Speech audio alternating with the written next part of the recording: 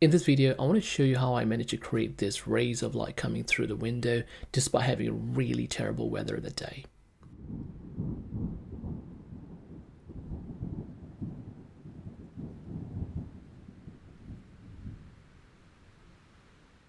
My name is William Ong and I'm a photographer, videographer, and a content creator. I'm also an educator, and I'm going to show you how I managed to get through this light shine through the window despite the weather was really bad that day. I've been planning for this shoot since a while ago, and we've booked all the dates, model, all the logistics in. And I found out the weather was going to be like full of thunderstorms. I was like, okay, what the heck do I do? And the weather was really bad. We were photographing at this place called Mondusole. The place is awesome, but the weather wasn't that day especially. And the weather forecast says it's going to be raining pretty much the whole day, on and off and on and off. So it's like, I have to make something out. And for that day, we had Sasha as our model and Anne-Marie as the makeup artist. And do check out their works, they are phenomenal. And we were photographing in this little small cottage, which was really nice and cozy. It's really beautiful. I love the place. As you can see from this video, there's a bit of light in there, but it's not enough to get that light shine through the window and show up in the photos. But first, I'm going to start with the technical stuff. For the main light, I'm using Godox 8600BM. I really love this light. This is like my go-to light for a while, and it's got high-speed sync, and it's really super portable with a battery here. And if you're starting out photography, I will highly recommend this light. As you can see in this video, I put the Godox light outside the window on a light stand. I put the CTO on the reflector bulb. And also because it's raining, I had no choice but to put a trash bag on top of the light to protect it from the rain. Because the trash bag was wide and a bit translucent, I think it gives a bit of that diffusion as you would get that shooting through an umbrella or something like that.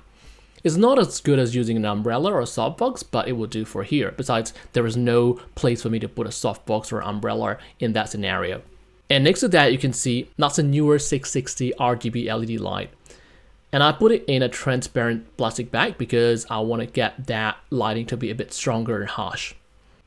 And whenever you're using the lights outside in the rain or wind, make sure you weight down the light stands so that they don't topple over.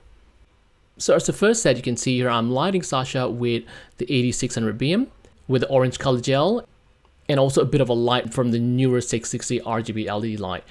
Take note the intensity of LED light was a little bit lower, and it was actually mainly for the video because we're all doing the BTS videos there, but it definitely has a small effect on her skin. As you can see in the lighting diagram, I also put this Ulanzi RGB light near the bedside table, like a study lamp. So to sort of create that little study lamp kind of feel to that, a bit of a practical light, and also to fill that space so that's not too dark in there.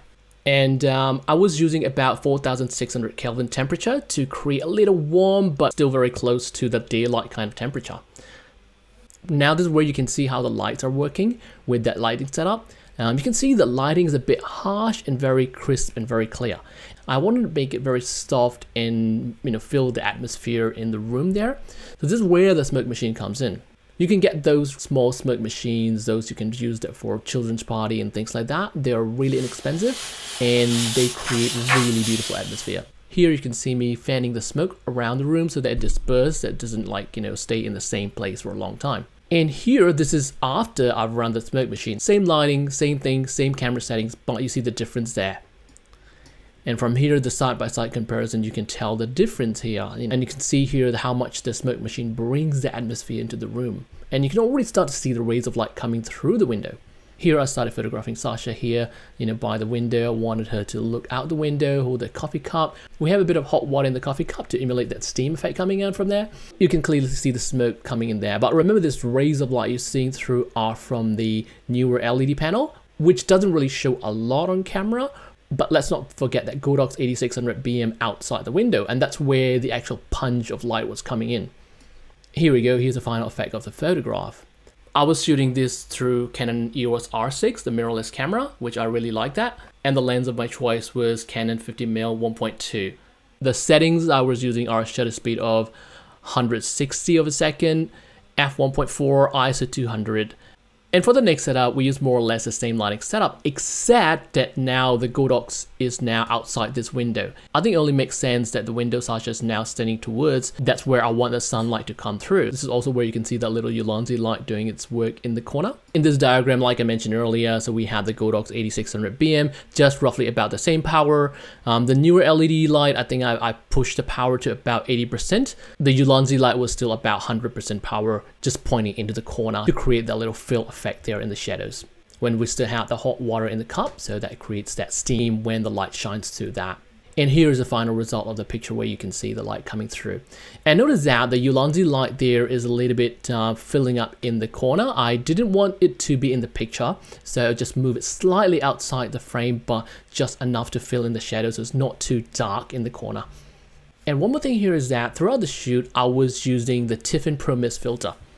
So this is a Tiffin Black Pro Mist filter, a quarter string. It was on my lens all the time. Whatever lens I change this filter because this creates a really soft atmosphere, sort of almost like filmic look. It's really popular among filmmakers and videographers, so I use that. As you can see here, the Black Pro Mist filter sort of softens the highlights there, so you can see it's really nice and soft and even create that almost dreamy effect there that I was after. And for the next subsequent shots, I use the same setup. I didn't change the lighting setup. Basically, I changed the lens and I was shooting from a stepladder. And as you can see here, the light shines through the windows. Sasha is like lying in bed. And I think that went really well, how the lighting was set up there. And later we moved to the other side of the buildings. So we moved the lights with us to, again, keep continuing how the sun shines through the window. So here I'm photographing Sasha from outside the window.